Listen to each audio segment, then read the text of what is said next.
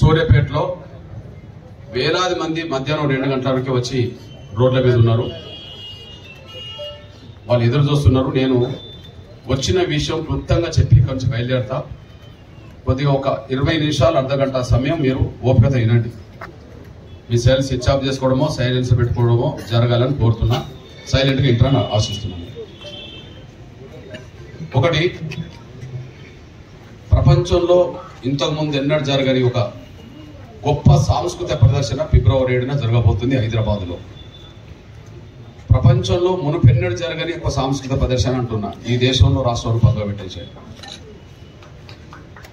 ప్రపంచవ్యాప్తంగా వాయిద్యాలు ఉన్నాయి. ఈ దేశంలో వాయిద్యాలు ఉన్నాయి. చాలా కులాలకు వాయిద్యాలు ఉన్నాయి. వాయిద్యమే ఒక ఉద్యమంగా మారేది.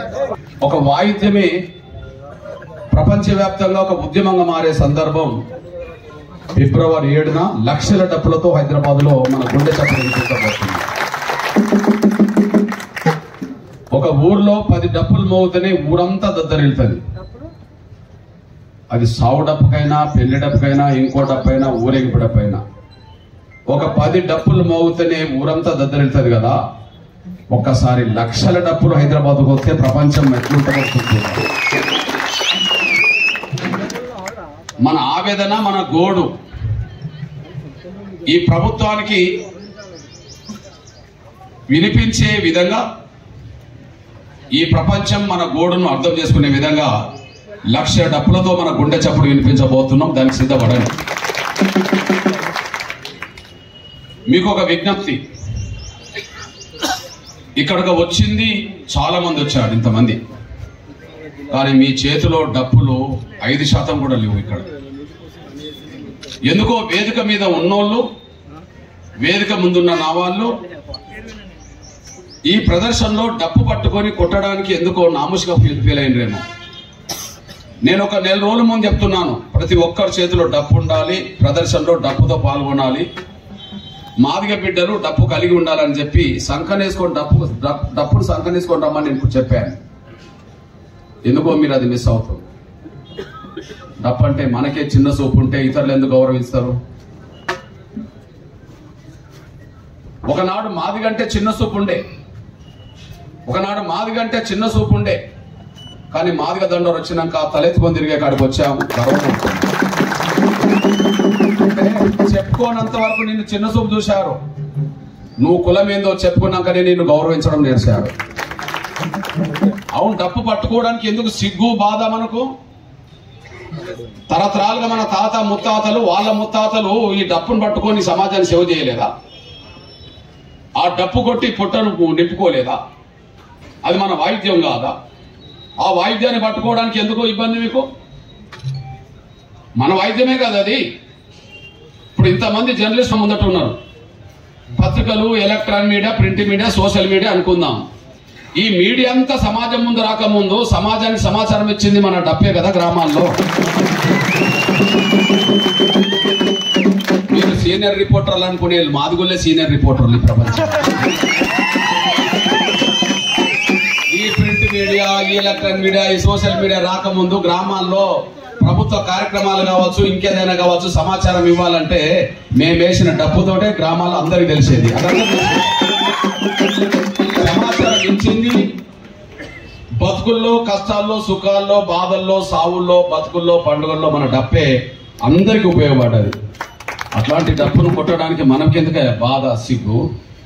ఇక్కడ ఏ తల్లులు ఉన్నారో చెల్లెలు ఉన్నారో తెలియదు. కానీ నిన్నగాక మొన్న 3 రోజుల క్రితం నేను హైదరాబాద్ లో ఒక మీటింగ్ పెడితే బ్రాహ్మణ వైశ్య ఆడబిడ్డలు డప్పు కొట్టిండారేసి,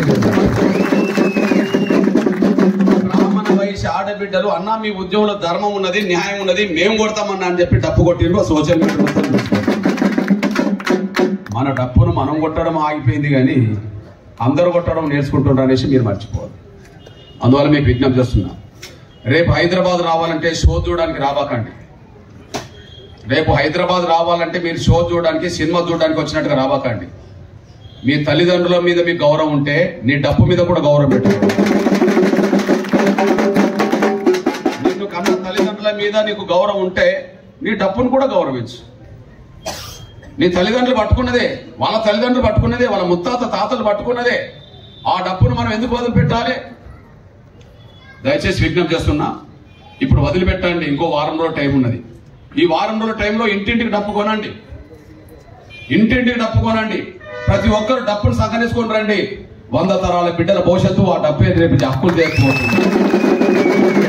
100 తరాలు రాబోయే 100 తరాల బిడ్డల భవిష్యత్తుకు నీ డప్పు శబ్దం ఉపయోగపడబోతుంది.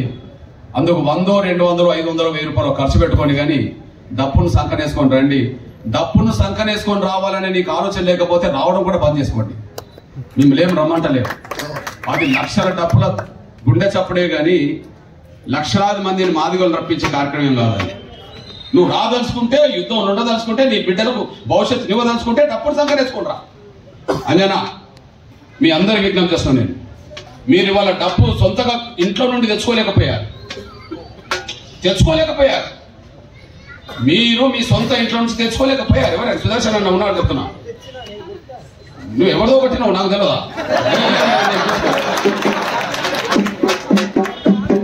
మరి అదేదో నీ దగ్గర పెట్టుకోండి. Right, okay, right, okay, ready అన్నా? ప్రతి ఒక్కరు డప్పును సంకనేసుకొని వస్తారా? అక్కడ గుంపులో గోవిందలాగా ఎవరో తెస్తే మళ్ళీ ఆ రోజు నా కన్న ముందు కనిపించి కొట్టడానికి ప్రయత్నం చేయాలి.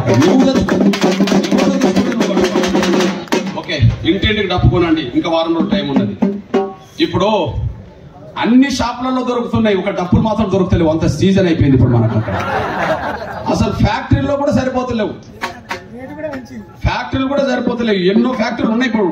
కానీ ఎంత ఆర్డర్ ఇచ్చినా కూడా అన్న టైంకి అందించలేకపోతున్నాం అనే కాడికి వచ్చేసింది. అంటే మాదిగిళ్ళలో డప్పు పునరుజ్జీవనం పొందుతుంది అనేసి మీరు మర్చిపోరు. మాదిగిళ్ళలో ఇక పోతే క్లుప్తంగా విషయం చెప్తాను. మనం వేసే లక్షల డప్పుల గుండె చప్పులు అనే కార్యక్రమం ముందుగా ఈ ప్రభుత్వం ఇంటదో లేదో తేల్చుకోవడానికి, ఇంటే మంచిదే, వినకపోతే ఏం జరగాలో జరుగుతుంది. ఇంటే వాళ్ళకే మంచిది, వినకపోతే వాళ్ళే నష్టపోతారు. భవిష్యత్తు రోజుల్లో తేల్చుకుంటాం. మీ అన్నగా సుప్రీంకోర్టు తీర్పు తర్వాత మళ్ళీ మనం రోడ్డెక్కాల్సిన అవసరం అవుతుందని నేను అనుకోలే. సుప్రీంకోర్టు తీర్పు తర్వాత మనం మళ్ళీ రోడ్డెక్కాల్సిన అవసరం అవుతుందని చెప్పి నేను అనుకోలే, మీరు కూడా అనుకోలే. ఆగస్టు 1న సుప్రీంకోర్టు తీర్పు వచ్చింది. రేపు ఫిబ్రవరి 1 కాబోతుంది. 5 నెలలు. సుప్రీంకోర్టు తీర్పు వచ్చిన తర్వాత రోడ్డెక్కే అవసరం ఎందుకు రాదనుకున్నానంటే, సుప్రీంకోర్టు తీర్పు ఆగస్టు 1న గౌరవ చీఫ్ జస్టిస్ ఆధ్వర్యంలో 7 జడ్జీలతో కూడిన రాజ్యాంగ ధర్మాసనం 6 జడ్జీలు ఎస్సీ వర్గీకరణ న్యాయమే, అది రాష్ట్రాలు చేయవచ్చు, చేసుకోవాలని చెప్పేసింది. ఓకే, ఆ రోజు మాదిగ పల్లెలన్నీ పండుగ చేసుకున్నాయి. ఇది అందరూ తెలుసు. వర్గీకరణ జరిగింది. రాష్ట్ర ప్రభుత్వాలు చేసుకోవచ్చు అని అన్నది. నేను సుప్రీంకోర్టులో తీర్పు విని బయటకు వచ్చా. సుప్రీంకోర్టులో తీర్పు విని బయటకు వస్తే, నేను బయటకు వచ్చి విలేకరుల సమావేశం సుప్రీంకోర్టు ప్రాంగణంలో పాల్గొంటున్న సమయంలో నేను స్టార్ట్ చేసినో లేదో నాకు అక్కడ విలేకరు చెప్తానే ఉన్నాడు, అన్న ఇప్పుడే ముఖ్యమంత్రి రేవంత్ రెడ్డి గారు అసెంబ్లీలో మాట్లాడిండు, ఎస్సీ వర్గీకరణ భారతదేశంలో అందరికంటే ముందు అమలు చేస్తామన్నాడు. అన్న అంతకుముందు ఇచ్చిన నోటిఫికేషన్లు కూడా వర్గీకరణ వర్తింపజేసి ఉద్యోగాలు భర్తీ చేస్తా అన్నాడు. అన్న త్వరగా ఆర్డినెన్స్ తీసుకొచ్చి మాదిగలకు న్యాయం చేస్తామన్నాడు. అన్న అయిపోయింది కదా. ఇక సుప్రీంకోర్టు తీర్పు రాష్ట్ర ప్రభుత్వాలు చేసుకోవచ్చు అని చెప్పేసింది. రాష్ట్ర ముఖ్యమంత్రి అసెంబ్లీలో నేను అందరికంటే ముందే చేస్తా నేను చెప్పేశాడు. ఇక రోడ్డు మీదకి రావాల్సిన అవసరం ఏమున్నది లేదు. కానీ ఒక నెల కాదు, రేపటికి 5 నెలలు అయినప్పటికీ ఎప్పుడు అమలు చేస్తారో చెప్పలేని పరిస్థితి. మరొక వైపు వర్గీకరణ లేకుండానే ఉద్యోగాలు భర్తీ చేసే పరిస్థితి, మన బిడ్డలకు అన్యాయం చేసే పరిస్థితి రేవంత్ రెడ్డి సర్కార్ తీసుకొచ్చేసింది. ఎవరి ఒత్తిడికి తలొగ్గింది. నిండు శాసనసభలో చెప్పిండు కదా, శాసనసభలో చెప్పిన మాట ఎందుకు తప్పుకుంటున్నాడు? ఎవరి ఒత్తిడి వల్ల తప్పుకుంటున్నాడు? ముందు శాసనసభలో హామీ ఇచ్చిండా లేదా? ఇచ్చిన హామీని నేను 2 నెలల పాటు ఎందుకు నమ్మాల్సి వచ్చింది? ఆ విషయం మీకు చెప్పే ముందు శాసనసభలో ఆయన చెప్పిన మాటలు ఏందో వినండి.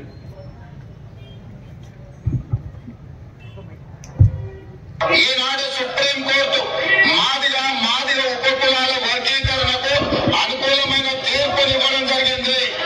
నేను మనస్ఫూర్తిగా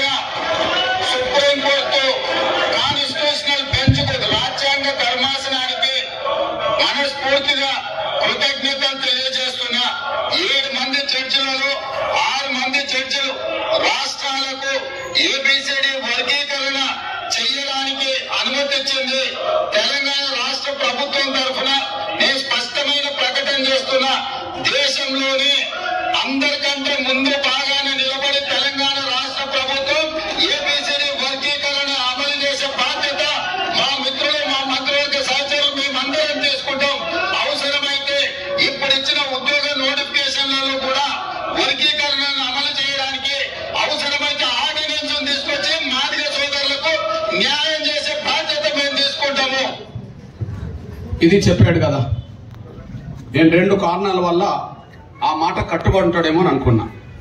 మొదటి కారణం, ఆయన ముఖ్యమంత్రి కాకముందు ఎస్సీ వర్గీకరణ కోసం జరిగిన ఉద్యమంలో 4-5 సార్లు మద్దతుగా పాల్గొన్నాడు.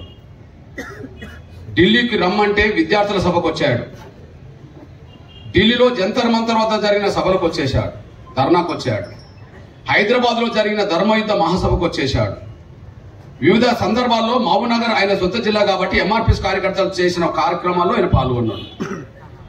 అంటే మొదటి నుంచి రేవంత్ రెడ్డి గారి వర్గీకరణకు అనుకూలం కాబట్టి అసెంబ్లీలో చెప్పిన మాటకు ఆయన కట్టుబడి ఉంటాడు, న్యాయం చేస్తాడని అనుకుంటాం సహజం. రెండోది, రేవంత్ రెడ్డి గారు మాదిగల పట్ల కృతజ్ఞత ఉంటాడని కూడా అనుకోవడానికి అవకాశం ఉండే. రేవంత్ రెడ్డి గారు మాదిగల పట్ల కృతజ్ఞత కలిగి ఉంటాడని నేను అనుకున్నా. నేను ఎందుకు కృతజ్ఞత కలిగి ఉంటాడు? ఆయన ముఖ్యమంత్రి కాకముందు, ఇక ముఖ్యమంత్రి అయ్యే సమయానికంటే ముందు ఆయనకు 4 పదవులు వచ్చినాయి. 1 జెడ్పీటీసీ, 2 ఎమ్మెల్సీ, 3 ఎమ్మెల్యే, 4 ఎంపీ. అంటే రాజకీయ జీవితం అతి చిన్నగా మొదలైందనే విషయం జెడ్పీటీసీ ఎన్నికల ద్వారా రుజువు అయిపోయింది.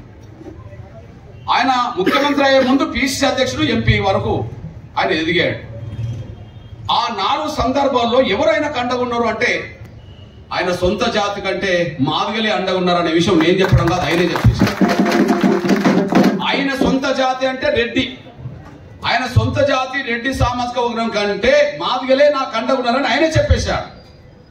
మరి ఆ స్థాయిలో మాదిగల సహకారం తీసుకున్నాడని ఆయన చెప్పినప్పుడు ఆయన మన పట్ల కృతజ్ఞత కలిగి ఉంటాడు కదా, ఇచ్చిన మాట నిలబెట్టుకుంటాడు కదా అనుకోవడానికి అవకాశం ఉందా లేదా? పోనీ ఆయన ఆ మాట అన్నాడా లేదా ఒకసారి వినండి. మొదటిసారి నేను ఇండిపెండెంట్ జడ్పీటీసీ వచ్చినప్పుడు మాదిగోడ పిల్లలు నన్ను బస్సులను తీసుకెళ్ళి నాకు గెలిపించారు. రెండవసారి నేను ఎమ్మెల్సీగా ఇండిపెండెంట్ గా నిలబడినప్పుడు మాదిగోడ పిల్లలు ఎంఆర్పీఎస్ లో కృష్ణన్న దగ్గర నాయకత్వ లక్షణాలు పుణుకుపుచ్చుకున్న వాళ్ళే ప్రతి ఎంపీటీసీ కౌన్సిలర్ దగ్గర పోయి కాలు ముక్కి నన్ను గెలిపించారు. మూడవసారి 2009లో నేను కొడకల్లో 14 రోజుల్లో ఎమ్మెల్యే తెచ్చినాకే మాదిగ బిడ్డల శ్రమ ఉన్నది, మీ భాగస్వామ్యం ఉన్నది. పార్లమెంట్ సభ్యుడిగా కాంగ్రెస్ పార్టీ అధ్యక్షుడిగా ఉన్నారంటే నా జాతి నాయకుడు ఏదో నాకు తెలియదు, కానీ మీ జాతి మాత్రం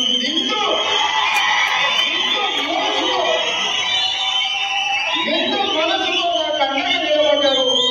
ఇవాళ రేవంత్ రెడ్డిగా పిసిసి అధ్యక్షుడిగా పార్లమెంట్ సభ్యుడిగా ఈ చట్టసభలకు వచ్చిన అంటే నిండు మనసులో మాదిగ బిడ్డల ఆశీర్వాదం ఉంది కాబట్టి నేను ఇవాళ ఇక్కడ నిల్చొని ఒక పార్టీ అధ్యక్షుడిగా మీతో మాట్లాడుతున్న గౌరవం దక్కిందంటే మీ జాతి వల్ల నాకు గౌరవం దక్కింది.